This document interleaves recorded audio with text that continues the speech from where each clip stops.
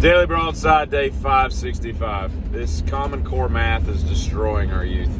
Last week, I told you about going to the baseball game snack bar to get a couple items, and it was like $5, or I'm sorry, it was like $2.50, and I handed her like a $5, and it took her like literally 45 seconds to do the math in her head of what to give me back. And this week, I go there last night, and it was a later game, and I had been working all afternoon extending my driveway and grading it out and adding new parking. I'm going to be able to park like 30 cars in my driveway. It's going to be awesome. But so I worked right through dinner. So I got there and I was like, crap, I haven't eaten. So I go over there to get like a couple things. And it was $6.50. So I hand the lady, I say lady, it was like a 16-year-old girl. I hand her a $10 bill. She comes back with my change a few minutes later. I ball it up in my hand and stick it in my back pocket. I get home later, I got $6.50 in my pocket. What? I mean, I thought about ordering some more stuff and just, selling it in the parking lot just to make a profit. How hard is this? Everything's rounded off to the quarter. It's not that hard. And I was reminded the other day when I was talking about cruise ships that people getting, left behind because they're pier runners and they didn't show up in time to get there. And I was gonna mention when I was went on an Alaskan cruise a few summers ago, and first stop we're in Skagway, cool little town. And as soon as I get off the ship, I'm walking up to the city, and not the city, the town, the village, and there's a wallet on the ground, and I pick it up and open it up, and there's this lady's license from like Illinois or something like that.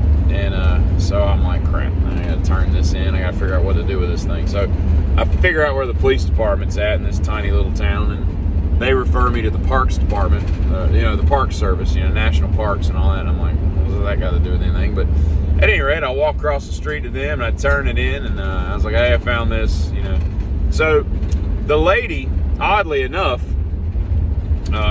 she had gotten off our ship, right? I don't know why I said oddly enough. It's really not that odd. But they won't let you back on the ship without an ID unless you're like a little tiny kid that doesn't have an ID. And so I thought to myself, man, if I just chuck this in the trash or in the ocean, like this lady's like stuck in Skagway. And there ain't no airports in Skagway. I mean, we're talking, you can Google Earth it. It ain't a big place. Ain't no taxis, ain't no mass transportation. God knows what you got to take.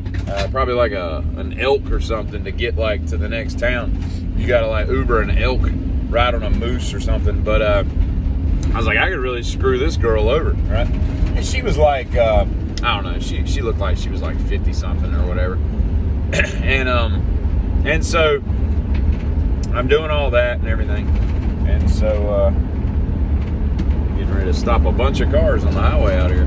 So I do the right thing, of course. I turn it in and everything. So later on that afternoon, we get back on the ship, and it's 4 or 5 o'clock.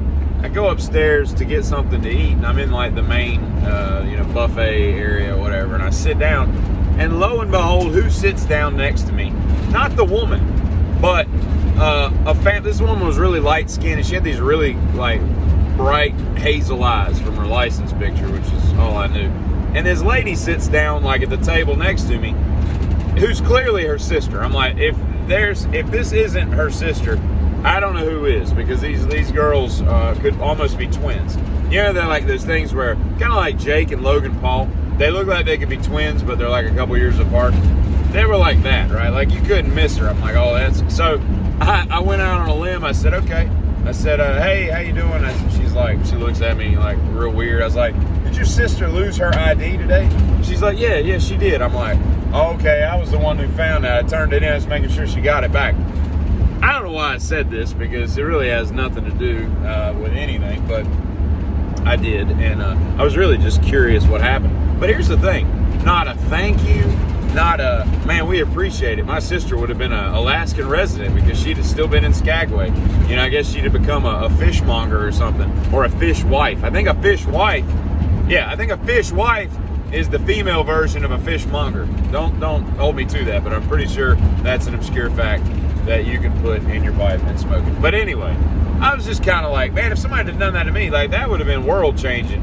life-changing, life-altering, I guess, for that week if I hadn't had my license to get back on. But it was just like nothing. And again, people can be rude, people can be stupid, whatever. And I didn't need her to say, thank you or whatever. That wasn't the point. I just thought it was kind of odd that she didn't. But tell you what, right now, dude, if Brian Shaw, he's 40-something years old. He's retired from strongman, and he's looking to get into MMA. I think he's training to get MMA. The dude walks around at like 6'8", 440 or some insane amount. I mean, he's just immense. There are people that are taller than him, but there are very few humans that have existed that are as just physically imposing as that guy, right? And there have been other people who have tried their hand, strongman to MMA, Pujanowski, Thor, or was it Thor? Yeah, Thor, the mountain guy. He didn't do that well. I mean, he couldn't even beat Eddie Hall. But here's the thing, right? Yes, he's getting down there in age, but A, the guy's got like a drive that, is just off the charts. And B, even if he gets beat, right? Like even if he gets in there with some other super heavyweight that catches him, right? Because I don't care how big you are, if you get hit by another dude who's 265 plus pounds, who knows how to throw a punch, it's going to land and it's going to hurt. And anybody can get knocked out. But here's the thing. I just could not imagine the balls it will take for somebody to sign an agreement to get in the ring with that dude, knowing that you got a good chance of him landing square on the butt. I mean, I just could not imagine how does that not kill you? I mean, the dude, he can pick up stuff that most people can't pick up. The power and the fury and the aggression that comes out of that left hook is gonna hurt. And where his hook is, I mean, being 6'8", that's just gonna be nasty, very nasty. Or it could just be a complete celebrity boxing match. I don't know. So there's that. And I'm going to tell you what, man. There was nothing worse when you were a kid growing up in the 80s. The best decade to grow up in. I don't care what anybody says.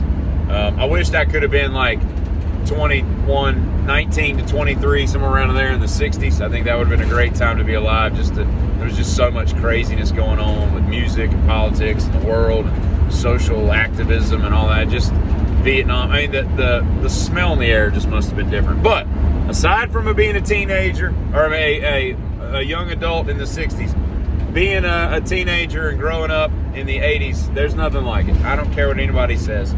Y'all other kids you just don't know what you're missing, man. It was just a different world. But there was nothing worse than when American Bandstand or Soul Train came on a Saturday morning, because you knew you had to go outside and play because your damn cartoon day was the F over. Y'all have a great day, and get it.